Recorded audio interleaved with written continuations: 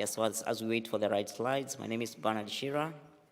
I'm the director of Innovate Now, which is Africa's first assistive technology accelerator. And we approach this from an innovation perspective. I think from the report that was read before here by the WHO, one of the recommendations was that we need to invest in research and innovation, and this is part of what we've been focusing on. So the right slides are now on, so let's see whether I know how to move them.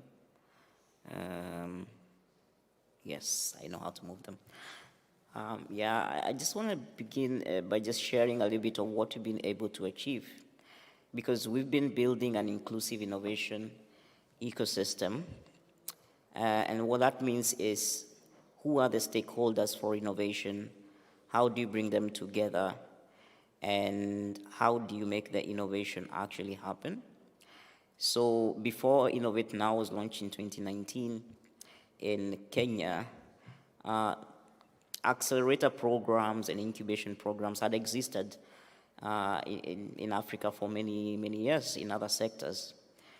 Kenya particularly is a leader in innovation in many areas, and we are famous for mobile money. I think we're one of the countries in the world where we do most of our financial business on the mobile phone, and this was a problem which was solved because 90% of the population was unbanked, and what that means simply is that banks refused to give them bank accounts, but technology helped with that. So we have trained more than 100 individuals who are founders or part of a group that is developing an assistive technology solution, and these have come from 11 nationalities across Africa, the UK and the US, and we have 45 startups in our portfolio, and we've delivered over 600 hours of mentoring because we are a mentor-driven program.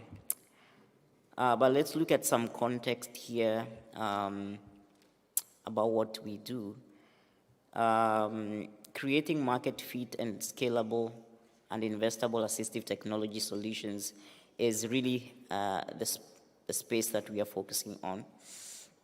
And this work is founded by Global Disability Innovation Hub, and my colleague Kathy is here, and Ben, I don't know whether he's in the room. And this came out of a project called the 80-20-30 project. That was the first global initiative coming from the UK to the world in partnership to try and bridge the gap for access to assistive technology. And part of this project was to test what works to drive innovation in emerging markets, and that is how Innovate Now was kind of founded. So GDI Hub is a research and academic center driving disability innovation for a fairer world, based in UCL, University College London, but working with partners across 41 countries. And through these partnerships, we've reached 28 million people in 6 years.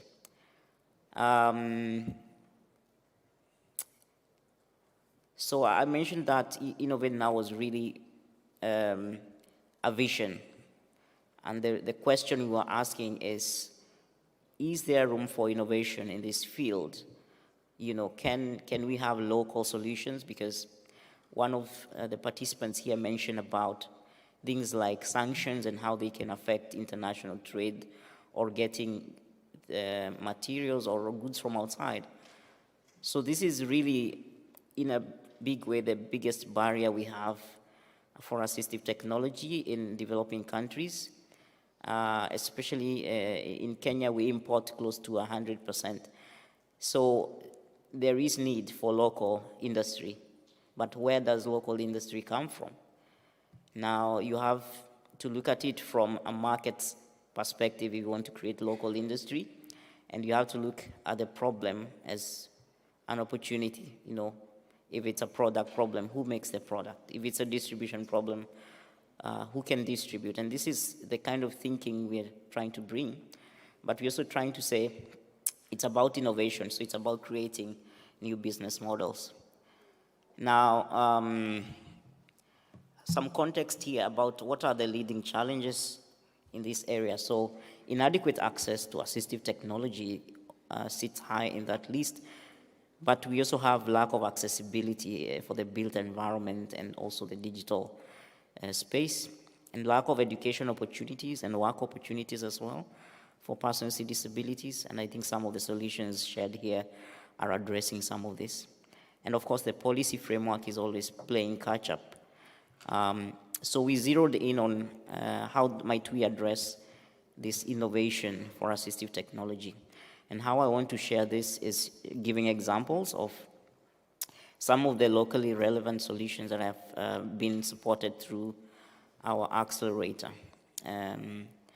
So I'll give 3 examples, but I just want to mention here that we are currently with a portfolio of 45 and growing. So I'll get right into it, and maybe before I do that, share a little bit about something we truly believe in, and that's the importance of co-design and disability representation. So one of our approaches to how we develop innovation is that we create proximity for innovators and entrepreneurs to collaborate with the need knowers or the persons with disabilities in their settings, in their communities. So part of our program includes at least 6 weeks where entrepreneurs just spend time with their target users to understand their daily lives and their context, and to start framing the problem they want to solve informed by this. Ooh, I have 1 minute left, oh my God. Okay. So let's look at these examples. Now, we talked of local manufacturing. Lincell Technologies is a startup that came in our first cohort, and what they do is they manufacture power wheelchair or tricycles locally, and they began this by recycling. The innovator, Lincoln, was inspired to recycle and also to create mobility, electric mobility, because these were more sustainable approaches, and also can take care of the environment. This is the tricycle that I'm showing now on the screen. It's basically made of retrofitted parts. Office chair, you can see some of the wheels are bicycle wheels. And the most important thing about this is that the battery itself, which is a lithium-ion battery, was initially developed by recycling laptop batteries and recalibrating them to deliver the range and the power that's required. Then one of the solutions that's going to be awarded here is Assist All, and this was a solution that was developed to help with justice, with the electoral process, but also the day-to-day living of deaf and hard of hearing, to get sign language on demand on the mobile phone. And the way this is developed is really a platform-based business model, where on one side you develop the ecosystem of sign language interpreters, and then on the other side you develop accessible application that people who need this service can call sign language on demand, just the way you'd call an Uber. And I'll try to rush now because I'm already out of time. 10 seconds. I'm going to go to the last slide because how can we make this happen across Africa?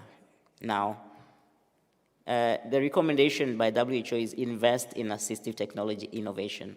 So we are inviting foundations that may want to learn from our innovation model and support our work to collaborate with us to drive this across Africa. You can partner. We run cycles of innovation where this training is provided in a cohort-based fashion, and you can also offer expertise. We're actually now setting up a venture fund linked to the accelerator. So, and this is to help with the early stage of innovation where funding is missing. And this is the only way that these solutions will get to market.